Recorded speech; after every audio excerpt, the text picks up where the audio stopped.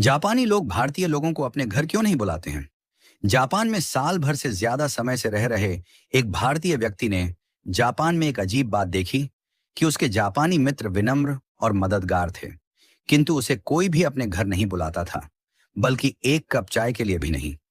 हैरान और आहत होकर आखिरकार उसने एक जापानी मित्र से पूछा कि ऐसा क्यों है। काफी देर तक चुप रहने के बाद उस दोस्त ने भारतीय व्यक्ति को जवाब दिया कि हमें भारतीय इतिहास पढ़ाया जाता है, किंतु प्रेरणा लेने के लिए नहीं, बल्कि एक चेतावनी के तौर पर। यह सुनकर उस भारतीय व्यक्ति ने हैरान होकर पूछा, क्या चेतावनी? भारतीय इतिहास चेतावनी के तौर पर पढ़ाया जाता है? प्लीज बताओ ऐसा क्यों है। तब जापानी दोस्त ने उससे पूछा कि बताओ कितने अंग्रेजों ने भारत पर राज किया था। तब भारतीय व्यक्ति ने कहा, शायद लगभग 10,000। जापानी व्यक्ति ने गंभीरता से सिर हिलाया और पूछा, उस समय भारत में 30 करोड़ से ज्यादा भारतीय रहते थे, है ना? तो फिर तुम्हारे लोगों पर अत्याचार किसने किया? उन्हें कोड़े मारने, यातना देने और गोली मारने के आदेशों का पालन किसने किया था? फिर उसने जोर देकर पूछा कि जब जनरल डायर ने जलियांवाला बाग में गोली चलाने का आदेश दिया, तो ट्रिगर किसने दबाया था? क्या वे अंग्रेज सैनिक थे? नहीं, वे भारतीय थे।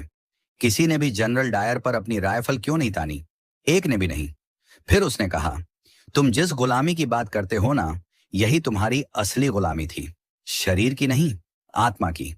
वह भारतीय व्यक्ति जड्डवत, मौन और शर्मिंदा खड़ा सुनता रहा। जापानी मित्र ने आगे कहा, चलो बताओ, मध्य एशिया से कितने मुगल आए थे? शायद कुछ हजार।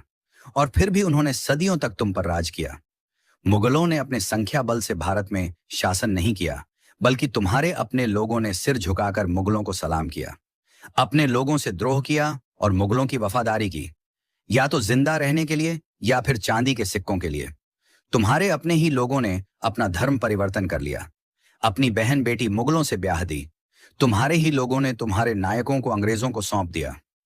बताओ, चंद्रशेखर आजाद के साथ विश्वासघात किसने किया था? वे अल्फ्रेड पार्क में छुपे हैं। यह खबर अंग्रेजों को किसने दी थी? भगत सिंह को, उस समय के बड़े राजनेता जो अंग्रेजों से अपनी बातें मनवा सकते थे। उनकी अनुमति के बिना फांसी पर चढ़ाना आसान था क्या? जो कि खुद को देशभक्त कहते थे। तुम भारतीयों को विदेशी दुश्मनों की जरूरत नहीं है। तुम्हारे ही लोग सत्ता, पद और निजी लाभ के लिए बार बार तुम्हें धोखा देते हैं। इसीलिए हम भारतीयों से दूरी बनाकर रखते हैं। जब अंग्रेज हांगकांग और सिंगापुर आए थे, तो एक भी स्थानीय व्यक्ति उनकी सेना में शामिल नहीं हुआ।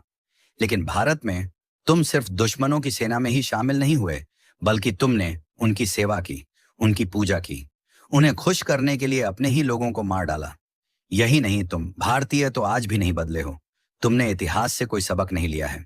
आज भी थोड़ी सी मुफ्त की बिजली, एक बोतल शराब, एक कंबल दे दो और तुम्हारा वोट, तुम्हारा जमीर, तुम्हारी आवाज, सब बिना सोचे समझे तुम बेच देते हो। तुम्हारी वफादारी तुम्हारे देश के साथ नहीं, बल्कि तुम्हारे पेट के साथ है।